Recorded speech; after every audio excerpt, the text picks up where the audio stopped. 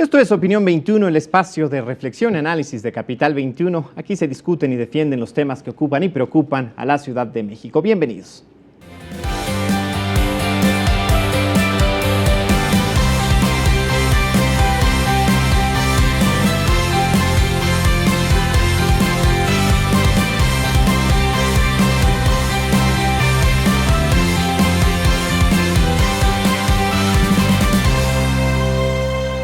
Diplomacia mexicana hoy es el tema de esta noche en Opinión 21. Para platicar de ello, recibimos esta noche a tres especialistas, a tres personalidades a quienes me permito presentar. Él es el licenciado Emerson Segura Valencia, es internacionalista, investigador del Centro de Estudios Internacionales Gilberto Bosques del Senado de la República. Emerson, qué gusto recibirte. Un placer estar aquí, Alejandro. Muchas gracias por la invitación. Está también con nosotros el licenciado Ricardo Smith Nieves, internacionalista, analista en la Fundación Desarrollo Urbano Sustentable. Ricardo, qué gusto volverte a recibir. Muchas gracias por la invitación y pues un gusto estar esta noche contigo y tu auditorio, Alejandro.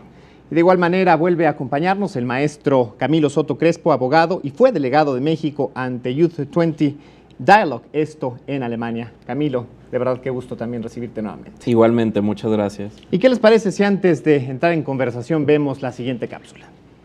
El pasado jueves 7 de septiembre, el gobierno mexicano declaró persona no grata al embajador norcoreano en nuestro país y le otorgó un plazo de 72 horas para abandonar el territorio nacional. Con esta acción diplomática, México expresa al gobierno de Corea del Norte absoluto rechazo a su reciente actividad nuclear, que significa una franca y creciente violación del derecho internacional y representa una grave amenaza para la región asiática y para el mundo, justificó la Cancillería en un comunicado.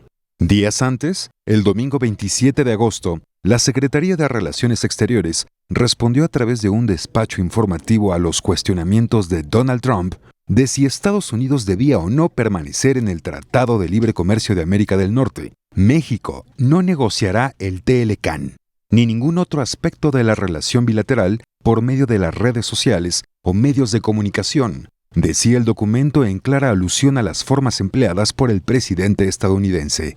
Estos dos momentos, sumados a la postura adoptada frente a la crisis política y social en Venezuela, sugiere que desde la Avenida Juárez se articula una política exterior de mayor activismo y con ánimo de denuncia.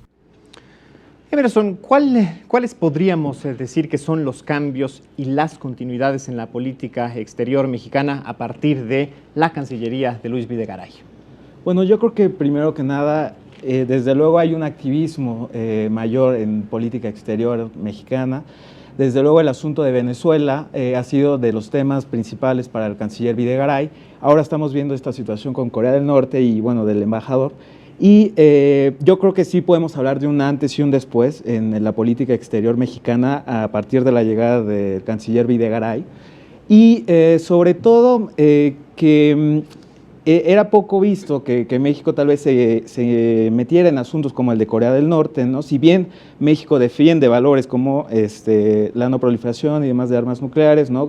Obviamente México comparte muchos valores, ¿no? Dentro del derecho internacional, en foros multilaterales, o sea, que hubiera declarado persona non grata al embajador, o sea, sí es un asunto que hay que destacar, porque también es importante ver por qué al embajador y no al país, es decir, cuando se llegan a hacer este tipo de señalamientos, ¿no? a un embajador en este caso, ¿no? Como persona no grata, es por alguna acción, alguna falta que hubiera cometido el embajador, no por la política de su país. Entonces es muy importante ver este cambio y bueno, Perú lo ha respaldado también esta decisión, ha hecho lo mismo, ¿no? Yo creo que tal vez podemos ver países como Argentina tomando estas mismas decisiones, pero sin duda el canciller Videgaray, llámese, algunos podrán decir que es por una necesidad histriónica de protagonismo, ¿no? Para el 2018,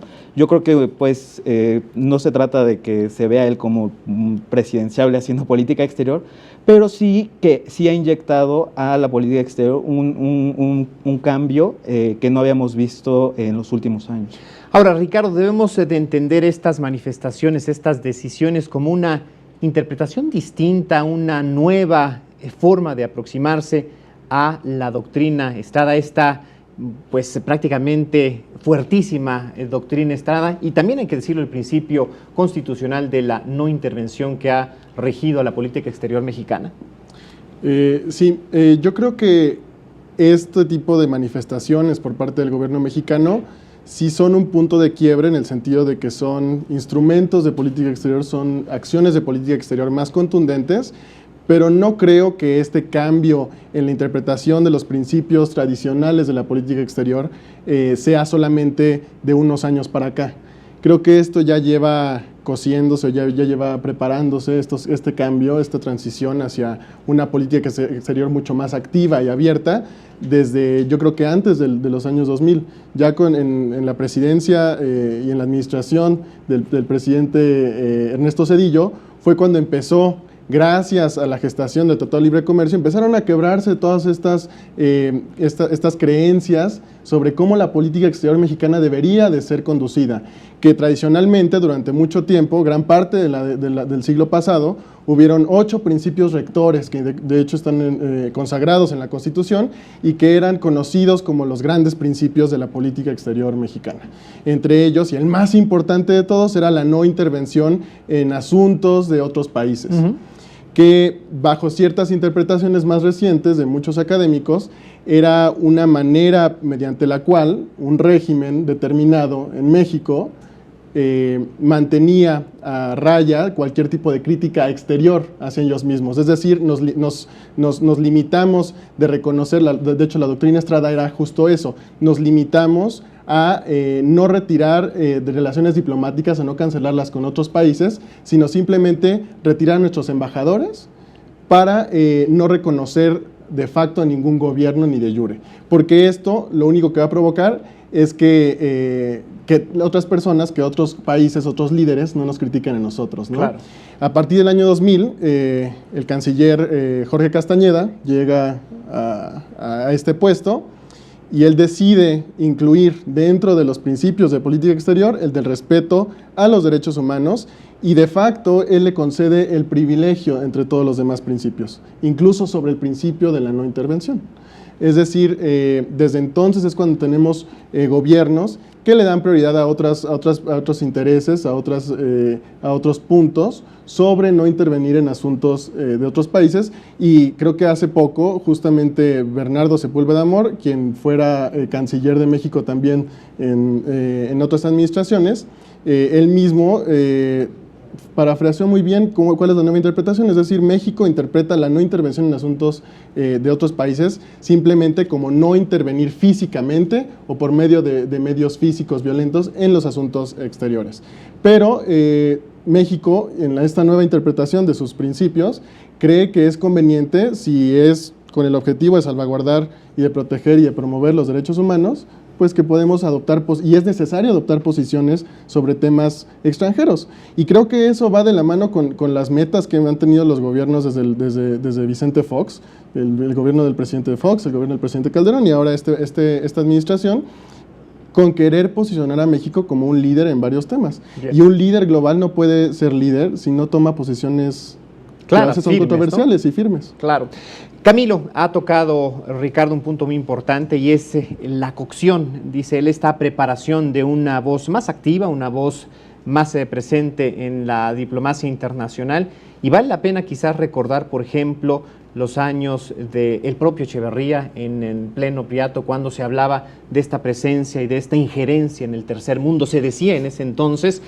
Y pues quizás también, desde luego, de manera muy marcada, la administración de Vicente Fox con esta serie de momentos, distintos momentos que quizás quedan en el anecdotario, pero para la política exterior son muy importantes. Desde luego hablamos de la enchilada completa, esta lucha, ¿no?, de la enchilada completa decían ellos.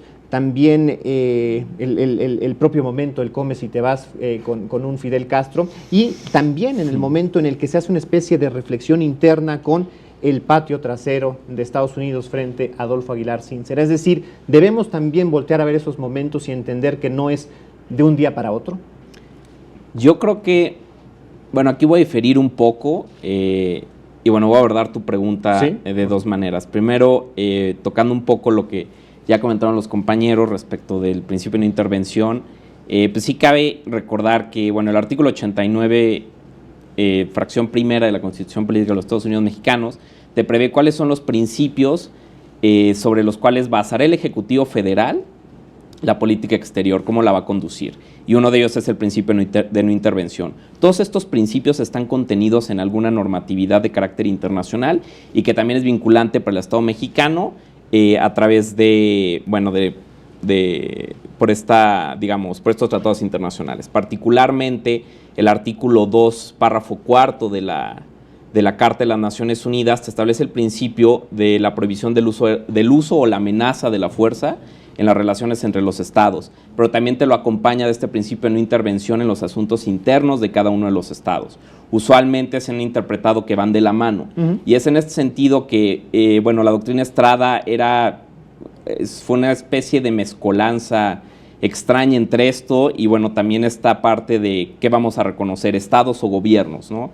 En algún momento, pues, la Cancillería mexicana y los gobiernos priistas antes de la época del 2000, antes del año 2000, antes de que llegara la democracia a este país, lo que ellos interpretaban por este principio o esta doctrina Estrada era: yo no voy a reconocer gobiernos, ya que durante los gobiernos revolucionarios y durante la historia del país era muy complicado que nos vieran como un gobierno democrático frente a los países desarrollados, frente a las civilizaciones, más bien a los estados civilizados, que eran prácticamente los que decidían cuáles eran las normas del orden económico y jurídico internacionales.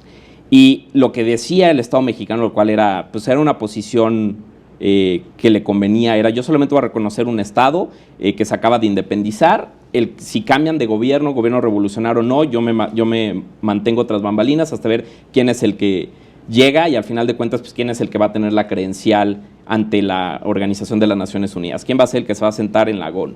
Hoy en día, pues eso ya es un tema sobrepasado, ya no van a existir, o más bien no existen tantos regímenes que puedan considerarse como problemáticos en términos de si son legítimamente los gobernantes o no, o si son legítimamente un Estado o no. Dicho lo anterior, creo que pues ya se ha dejado muy de paso, como bien decía Ricardo, ya se ha dejado muy de paso la doctrina Estrada, ya se ha interpretado que México pues tiene que ser un actor con responsabilidad global. El mismo Plan Nacional de Desarrollo del presidente Enrique Peña Nieto prevé como una de sus 5 metas ser un México con responsabilidad global, tener mayor posiciones en las esferas internacionales, y pues yo creo que esta es una de ellas. Al final de cuentas, vemos que esta decisión de declararlo persona non grata al embajador norcoreano no solamente es muy consistente con toda la posición que México ha tenido respecto a la no proliferación de armas nucleares en foros internacionales, tal vez desde la Convención de Tlatelolco, que celebramos aquí en México. Y no solamente es consistente con esa política respecto de la prohibición del uso de la fuerza o la amenaza entre los estados, sino que también está muy bien solventada o está muy bien justificada en el orden jurídico internacional.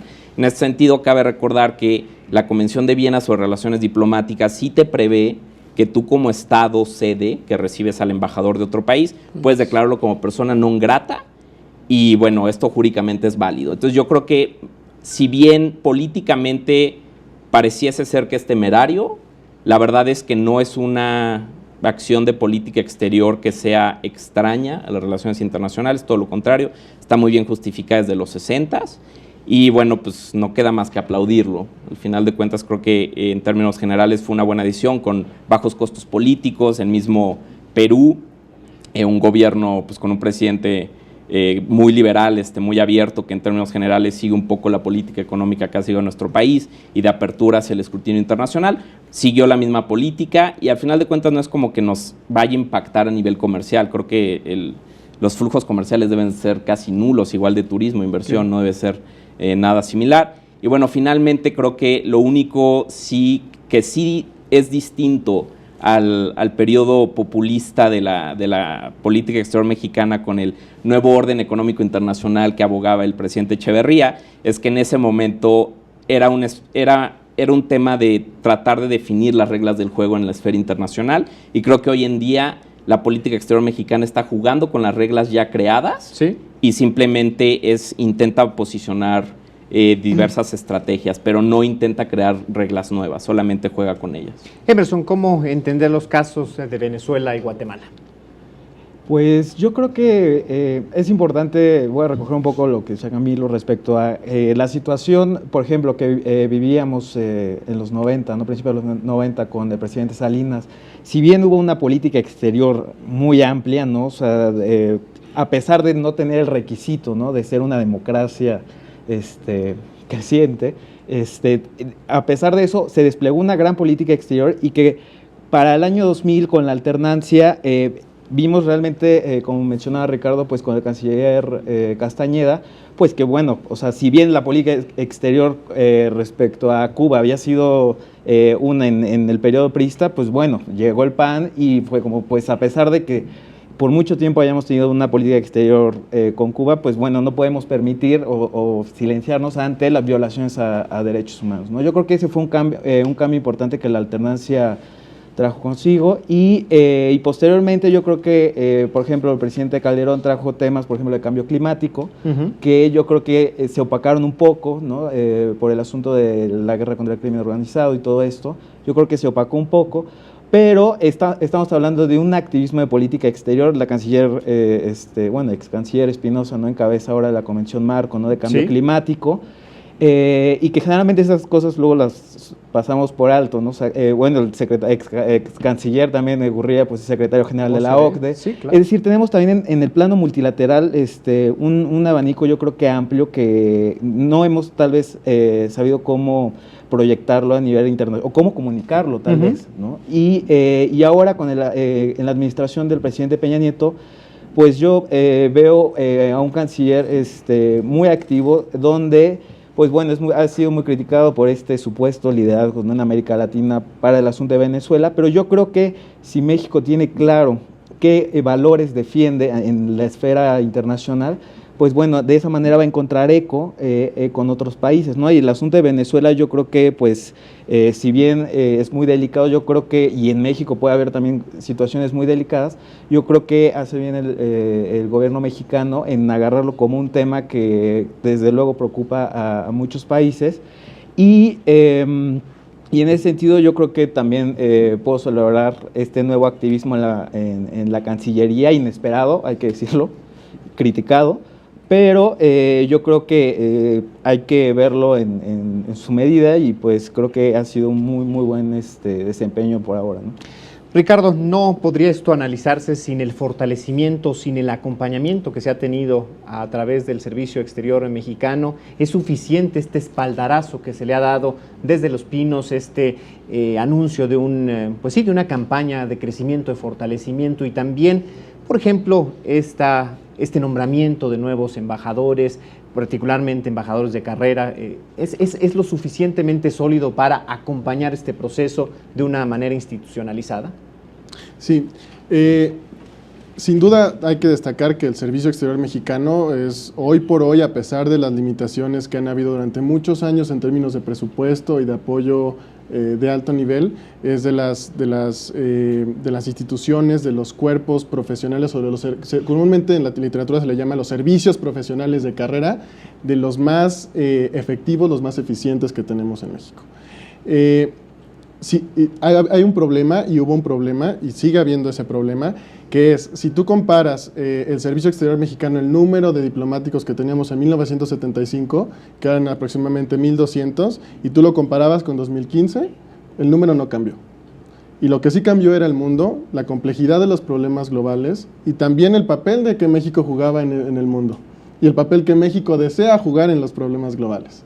Entonces, claramente aquí había un déficit en términos presupuestales, en términos de apoyo político, en términos de espaldarazo a los diplomáticos, que se recibe, es bien recibida esta declaración y este anuncio que hizo Luis Videgaray en nombre del presidente Enrique Peña Nieto. Creo que era hora, creo que es una enhorabuena a su administración, creo que es una decisión acertada. Sin embargo, creo que nos quedamos cortos. Hay que felicitar las buenas acciones, pero también hay que delimitar y hay que señalar lo que no estamos haciendo. Y lo que no estamos haciendo es tomar seriamente el nombramiento de diplomáticos alrededor del mundo, que son nuestra cara. No podemos vender una marca México y un país serio como México si enviamos al exterior a gente con un pasado no solo político, sino quizá con antecedentes penales cuestionables, creo que no podemos lanzar una imagen de un actor con responsabilidad global si enviamos a diplomáticos que esconden en cuentas en bancos, en paraísos fiscales, dinero que no han declarado en México. Entonces, sin duda creo que ahí tenemos todavía una asignatura pendiente. También en diplomáticos que en ocasiones han revelado información que es confidencial, o al menos reservada del filtrado, gobierno ¿no? mexicano. Sí, son filtrado. los grandes filtradores muchas Exacto. veces. Ajá. Y casos sonados que realmente sin experiencia diplomática para llevar encargos tan importantes como las representaciones de México en organismos multilaterales.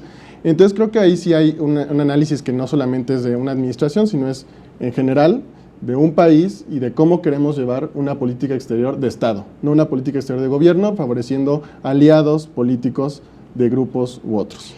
Camilo, en parte de estos cambios también desde la Presidencia de la República se anunció una serie de cambios, vamos a llamarlos así, de planteamientos, y se habló de 12 prioridades en la política exterior mexicana. Dice, a partir de los principios básicos que nos mandata la Constitución, se seguirá trabajando con fuerza para que la política exterior contribuya en el desarrollo interno de México. Y para lograr esto se marcan únicamente 2 prioridades: fortalecer la presencia de México en el mundo, y 2, construir una nueva etapa de diálogo en la relación bilateral con Estados Unidos. Es decir, ¿bastan estos 2 puntos para conseguir lo anterior? Por supuesto que no obstante, sí hay que entender esto pues con la realpolitik y lo que existe de facto. La realidad es que México depende de Estados Unidos, la relación bilateral con Estados Unidos, y no digo a nivel regional, porque la verdad es que únicamente lo que más le importa, lo que más le pega a México en términos políticos internacionales, políticos internos, incluso económicos, de turismo, de migratorios, de seguridad, es la relación bilateral con los Estados Unidos. Y el hecho de que hoy en día la relación esté tan fragmentada, esté tan quebrada, sea tan complicada, poder entablar un diálogo a nivel presidencial, pues sí pone en jaque a la política exterior de México. Pero no solamente esto, sino que también nos afecta a nivel de las inversiones, cuál es la política económica que estamos siguiendo, el nivel de desarrollo que queremos llegar a tener, y pues muchos de los programas que se habían ido creando. Por ejemplo, hace poco, más bien, no hace poco, en estas semanas el presidente presentó al Congreso de la Unión el informe Labores, su quinto informe Labores. El Centro de Estudios Gilberto Bosques emitió un buenísimo resumen sobre todo el apartado de México con responsabilidad global. Y de lo que te das cuenta es que en 2016 existían muchísimos programas muy innovadores, muy interesantes. Por ejemplo, la parte de Frontera Siglo XXI, todos estos programas de preseguridad, digamos que de preverificación antes de pasar a la entrada, todo esto que se ha realizado entre el SAT y el Custom and Border Patrol de los Estados Unidos, y son programas que hoy en día pues están pausados, que no se sabe si van a continuar, si la integración va a continuar en ambos lados de la frontera, y que pues hoy en día está afectando no solamente la parte de política exterior mexicana, sino que pues, estamos viendo cómo le afecta al tipo de cambio cualquier tuit que pone el presidente Trump, y que también los mismos inversionistas extranjeros pues no saben si creer en México o no saben si en Telecán, que básicamente era la promesa que México le hacía al mundo, a los inversionistas extranjeros, de que iba a cumplir con las normas en materia de protección de su inversión y de comercio internacional, de libre flujo de bienes, servicios y capital, pues ellos no saben si eso se va a romper, y si se rompe, pues no están muy seguros de su inversión, de que un nuevo gobierno mexicano pueda cambiar toda esta política que hemos seguido desde 1994, antes desde las presidencias tecnócratas de la Madrid y Salinas. Pero pues sí creo que el presidente tal vez no lo puso de la mejor manera, pero sí son los 2 temas más importantes. Y pues la relación bilateral con los Estados Unidos, particularmente esta política populista de Donald Trump, que se ve tanto en el tema del muro, que es un muro físico, que afecta una frontera que es muy porosa, en la que no solamente hay flujo de bienes y servicios, sino también de personas, y que también impone un cerco migratorio a muchísima gente. Lo que hizo hace poco con el DACA pues es el mejor ejemplo de ello. Claro. Yo creo que el presidente pues, atendió directamente al problema de raíz, y si bien la parte multilateral y de seguir buscando espacios en donde los cuales nuestras empresas puedan exportar y asimismo nuestros consumidores, es decir, los ciudadanos de a pie nos podamos beneficiar por productos mucho más baratos que podamos traer de empresas de otros países, pues si bien eso es una parte fundamental y que se va a seguir buscando, esta parte de diversificar los mercados, de buscar mayor posicionamientos de México, por ejemplo, en materia migratoria, en foros multilaterales para proteger a nuestras comunidades en el exterior, pues la realidad es que la relación bilateral es lo más importante hoy en día, y visto desde ese punto de vista, pues si bien se queda corto esta visión del presidente, sí es de manera reactiva, es lo que tenemos que atender ahorita, y pues hasta que pase la presidencia de Donald Trump. Bien, pues permítanos hacer un corte. Lo invitamos a sumarse a esta conversación, ya sabe, puede hacerlo a través de las redes sociales. Si es por Twitter, hágalo en @capital_21, utilice el hashtag opinión21. También lo invitamos a hacer uso del teléfono, de la línea telefónica que aparece en su pantalla. Volvemos en breve.